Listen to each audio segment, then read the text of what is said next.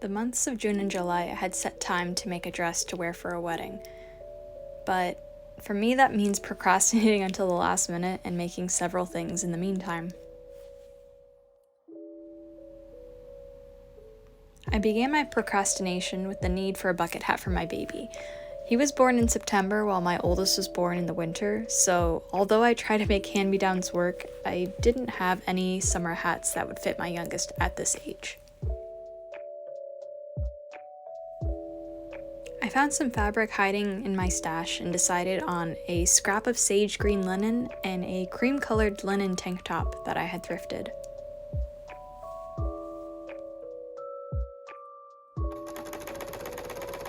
I'm basing the pattern I'm making off of a bigger bucket hat that I had and just sizing it down through trial and adjustments.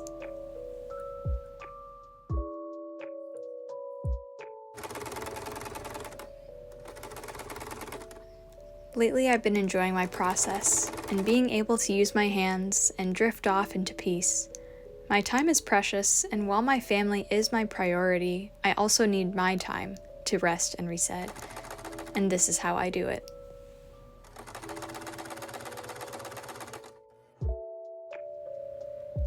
I wouldn't call this a tutorial on how to make a bucket hat, but I'm just sewing up the pattern pieces from top to mid-tier to brim. If you'd like, you can always find patterns online, or do as I usually do and just work with what you've got on hand. If I wanted a perfect hat on my first try, I would buy a pattern, but I like the added game of solving the puzzle in regards to sewing.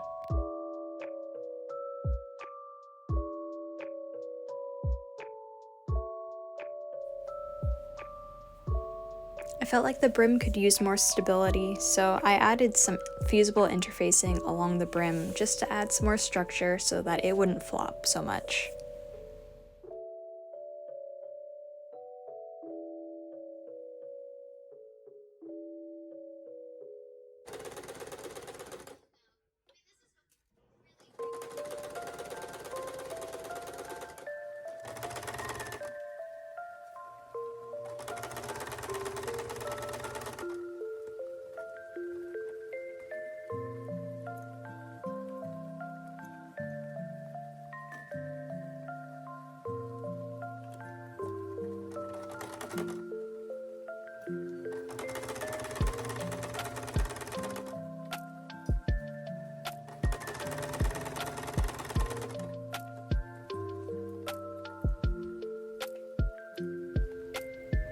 Making mistakes is just part of my process, and luckily I can seam rip while my hands are free.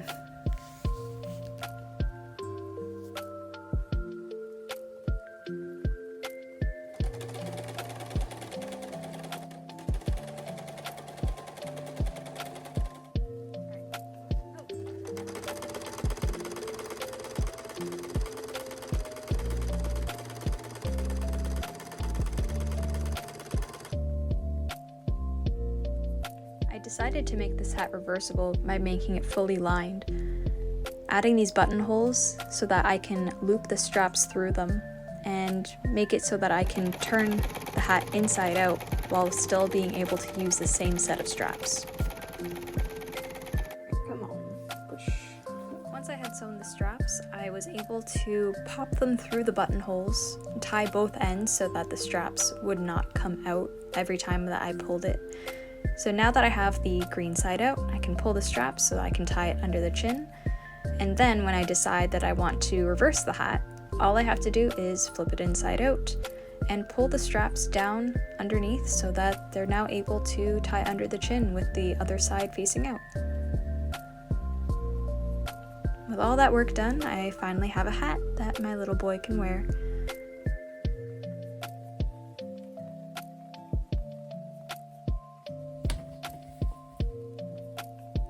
The next thing I was distracting myself with was a mini dress, completely inspired by these photos of petite knit and a navy mini dress that is fairly shapeless but very mod and classic. I needed it.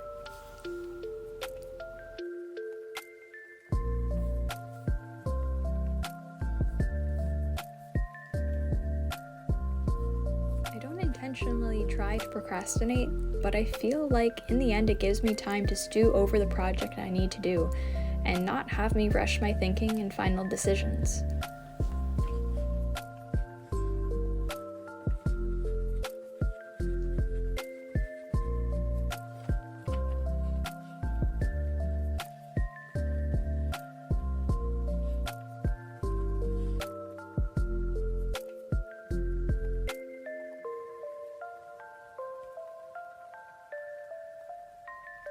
The impulse to make things can startle me a little as I feel the urge stir my brain into a creative whirlpool of trying to figure out how to make something, and then in the end needing to try.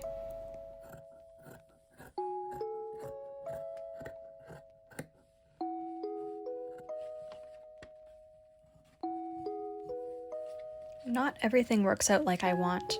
I made this maxi dress right after finishing this mini dress.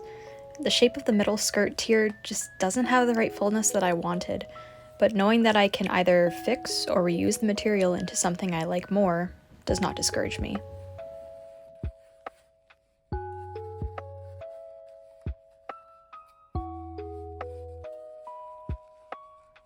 If you've watched a few of my other videos, you'll know that I rarely use purchased patterns as I am stubborn and like to make my own and try to figure it out. I like to use clothing that I already have in my closet to draft patterns, and then make mock-ups to adjust and make changes to the pattern to fit my designs.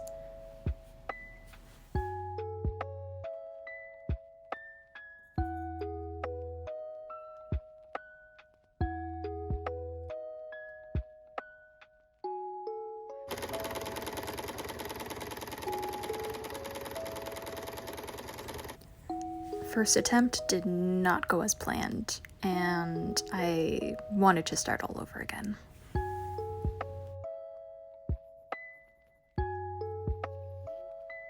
I took this dress I made a few years back when I was pregnant and liked the shift dress lines and the loose fit. Even though my belly didn't need all that extra room right now, I could use it as a jumping off point for the shape that I wanted.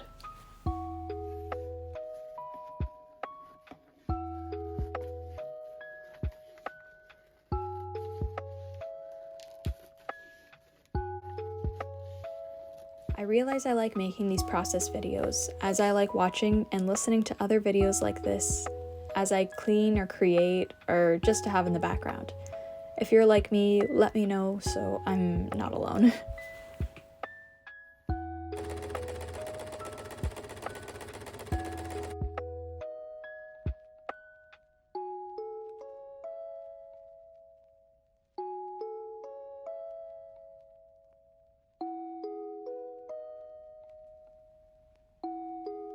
The next attempt I made was pretty spot on from the view from the front. The side view, on the other hand, was a bit too shapeless and didn't flatter me as well as it could have.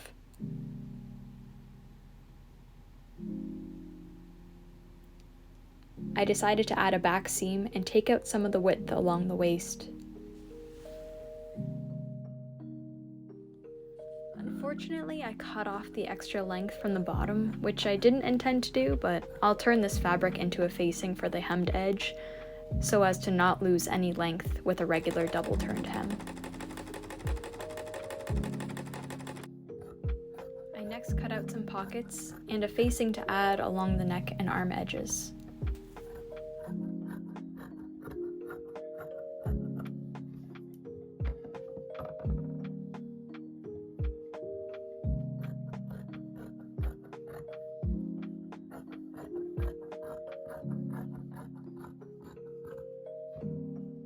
Did I mention I also had 2 knitting projects going on at this time?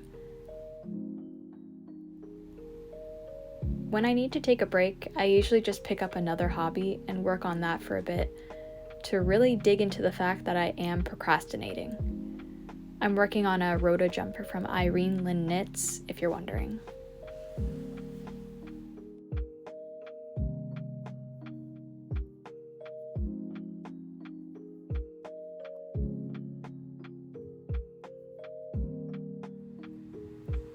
Alright, that's enough.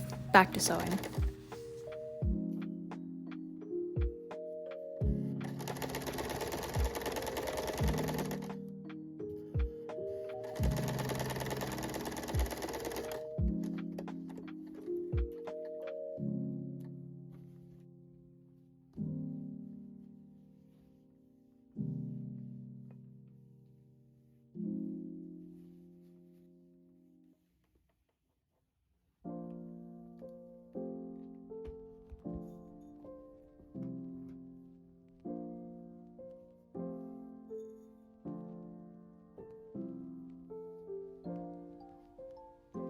be doing a technique I learned from Twee sewing, where you can sew the facing right sides together one armhole at a time to create a really nice finish.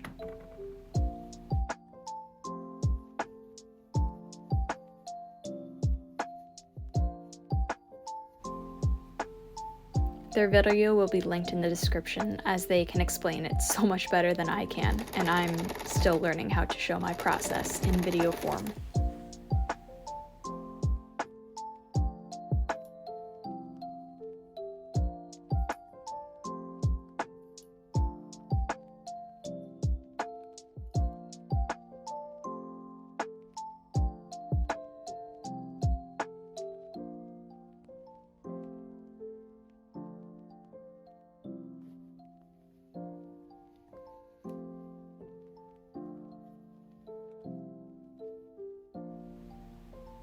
I was a little worried at first, as I didn't want to rip the fabric or stitching, but luckily I could convince it to turn out.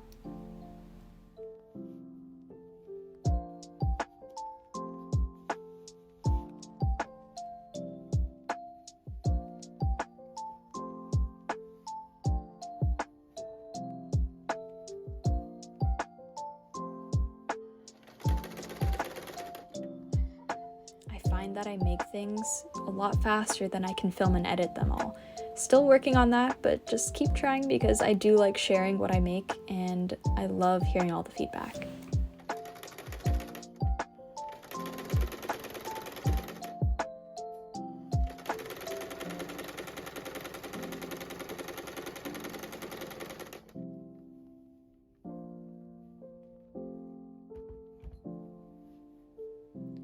Alright, zipper time. Although I could have foregone a zipper, I have plans to use one in my July project and wouldn't mind the practice.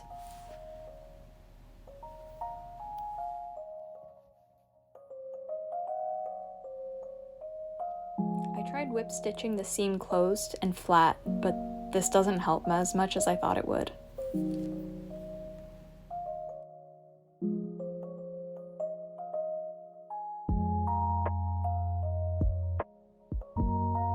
I still prefer to sew my zippers by hand, but I really want to be better at sewing them by machine.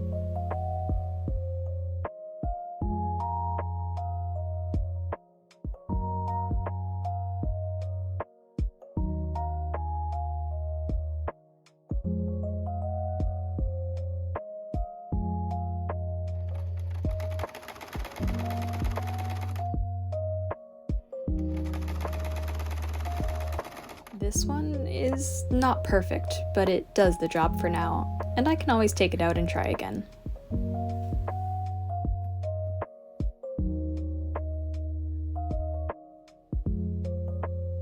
Next up, I wanted to add pockets, and at this moment I realized that the marking crayon I'm using disappears with heat. Nifty.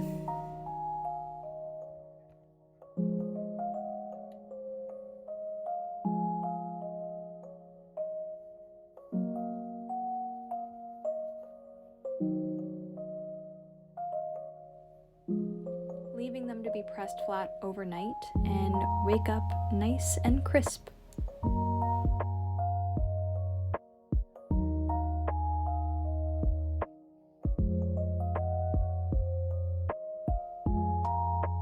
Just going to add some top stitching at the opening side.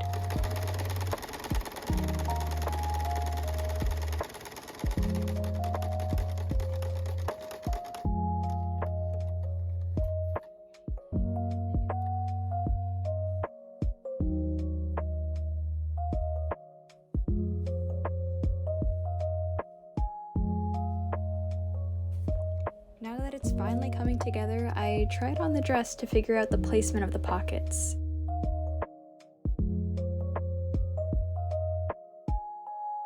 In only what I can describe as the most elegant way of pinning on pockets to a dress.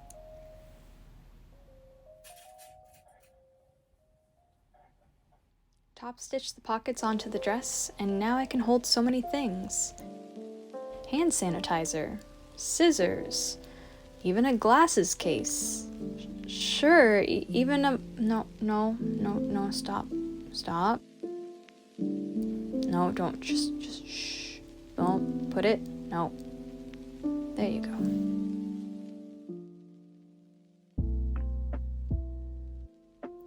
Last step was tacking down a few points of the neck and the armhole facing, and it's done.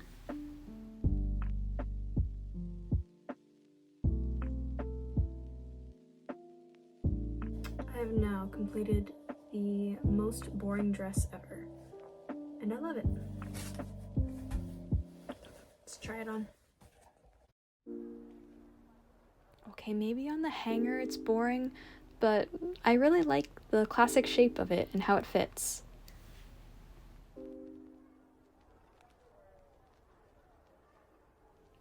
I do like having some more pizzazz in my outfits, so I dug up this big collared shirt in my mending mountain that was too many sizes big, but it was on clearance and I knew that with a few tweaks I could make it fit, taking in the sides and refitting the sleeves to fit better.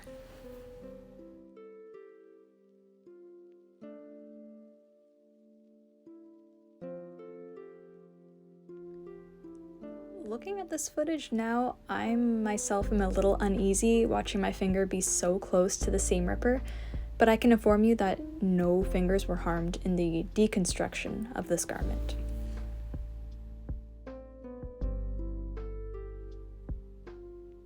I would show more footage of me putting it back together, but instead I decided to forget to change out my thread and filmed the important clips of me winding a bobbin and then cut as I was about to sew it back together.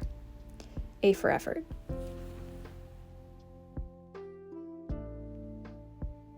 Adding this shirt to the dress really adds to the 60s mod quirky look that I like, and now that I've watched the Barbie movie, it reminds me of the outfit that she wears when she goes to see Weird Barbie. Although I didn't even touch the fabric I'm going to use for the wedding guest dress, I was now ready to work on it, as you will see in the next video I post, whenever that's done. Please subscribe to be notified, and if you enjoyed the video, leave a like. Thanks so much for watching to the end, and I hope to see you again. Bye.